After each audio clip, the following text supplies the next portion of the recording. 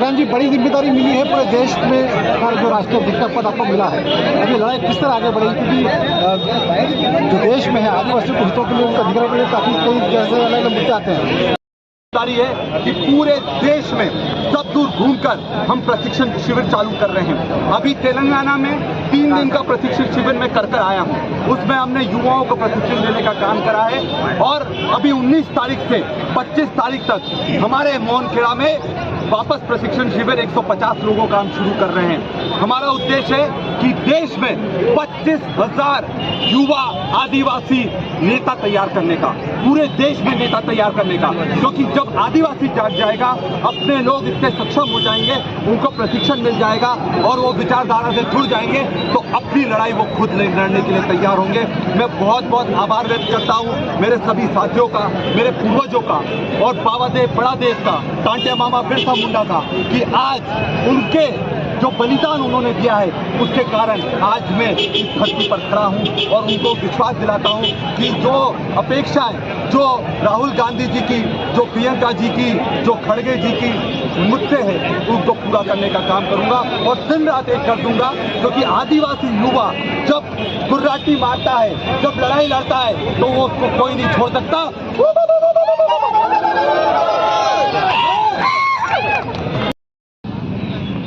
एक जोरदार नारा लगाएंगे, एक तीर एक कमान, आदिवासी एक समान। अरे पूरी ताकत लगना चाहिए दोनों हाथ से। अब पूरा देश अपन को देख रहा है, सिर्फ मध्य प्रदेश नहीं देख रहा है।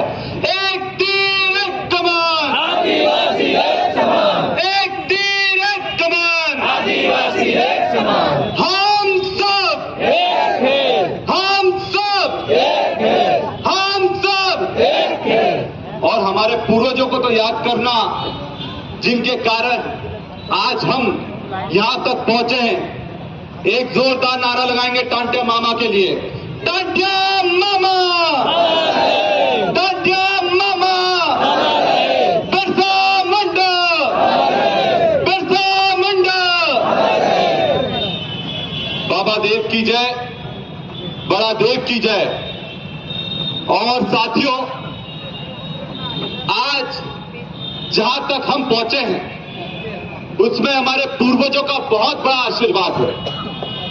उन्होंने जो संघर्ष करा, जो लड़ाई लड़ी, आज उसी का प्रतिफल है कि आज सबको यहां पर अपनी आवाज रखने का मौका मिल रहा है।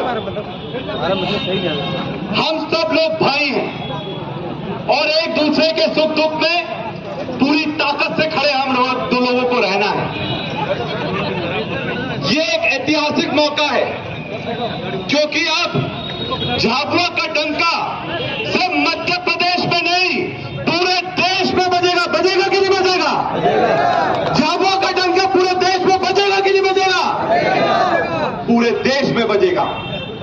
और हमारी जवाबदारी है कि हम अपने क्षेत्र को इतना मजबूत कर लें कि जो भी इसको इधर उधर करना चाहिए, क्षेत्र इधर से उधर नहीं होना चाहिए। क्योंकि हमारी ताकत हमारी जमीन है, हमारा जल है, हमारा जंगल है। और इसी की लड़ाई लड़ने के लिए आज राहुल जी ने पूरे देश के आदिवासियों की कमान मुझे सौंपी है। मैं राहुल गांधी जी को धन्यवाद देना चाहता हूं कि एक झाबुआ के युवा को उन्होंने दिल्ली तक पहुंचाने का काम करा है, पूरे देश का नेतृत्व करने का मौका दिया है। मेरे से पहले जो अध्यक्ष थे उन्होंने भी बहुत बढ़िया काम करा, आदिवासियों को पहचान दिलाई।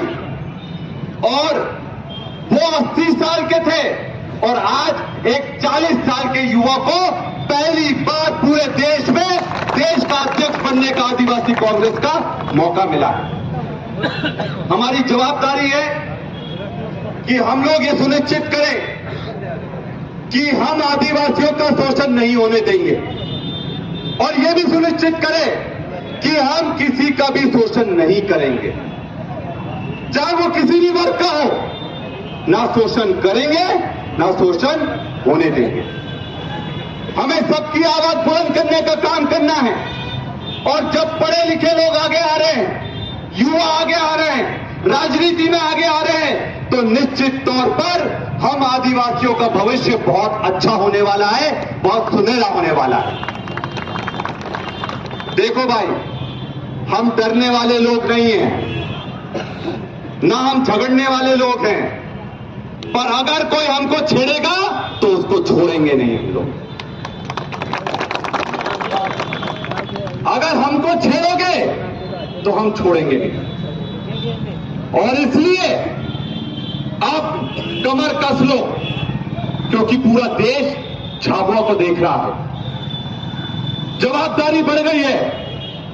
पहले झाबुआ के आदिवासी की लड़ाई लड़ते थे, मध्य प्रदेश के आदिवासियों की लड़ाई लड़ते थे, मध्य प्रदेश के युवाओं की लड़ाई लड़ते थे। अब पूरे देश के आदिवासियों की लड़ाई लड़ने का ये मौका राहुल गांधी जी ने दिया। साथियों, एक चीज मैं आपके सामने रखना चाहूंगा। कई बार आप ध्यान रखना, अब क्योंकि राष्ट्रीय अध्यक्ष आदिवासी कांग्रेस का राहुल जी ने बना दिया है, बहुत सारे लोग बरगलाने के लिए आएंगे, आपको बहकाने के लिए आएंगे।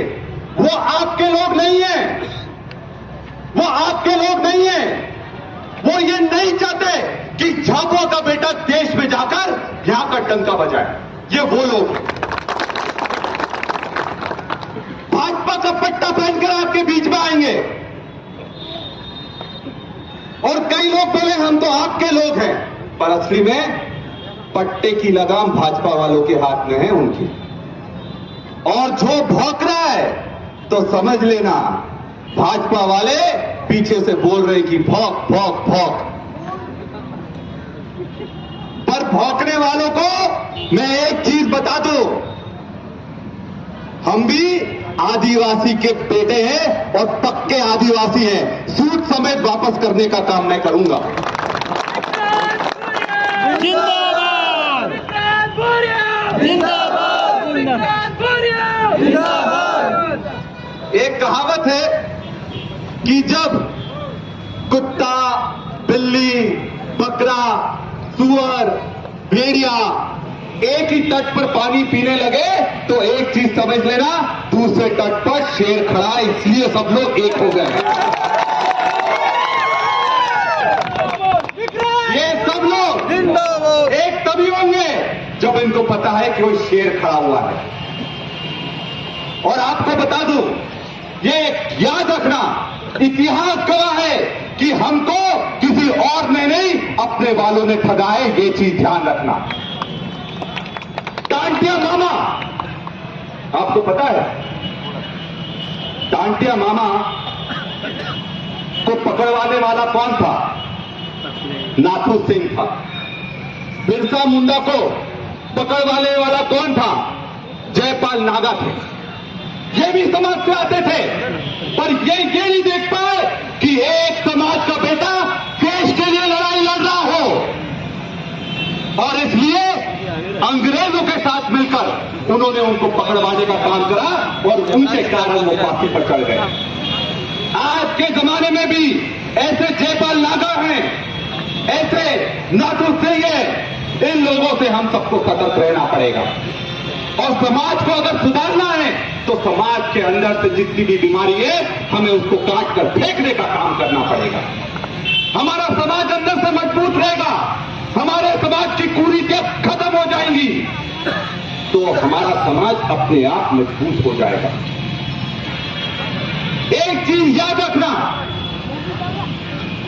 दूसरे समाजों में अगर उनके समाज का बेटा आगे बढ़ता है तो उसको आगे बढ़ाने का काम करते हैं। हमारे समाज में अगर हमारा बेटा आगे बढ़ रहा हो तो उसे पीछे खींचने का काम नहीं करना। सही है कि नहीं? समाज का बेटा अगर आपका नाम रोशन करेगा तो अच्छी बात है कि नहीं है? बढ़िया बात है कि नहीं है? असल बात है कि नहीं है? तो समाज के बेटों को आगे बढ़ाने की जवाबदारी आप लोगों की है, और आपकी और देश के आदिवासियों की लड़ने की जवाबदारी, उनके लिए लड़ने की जवाबदारी मैं लेता हूं। जहां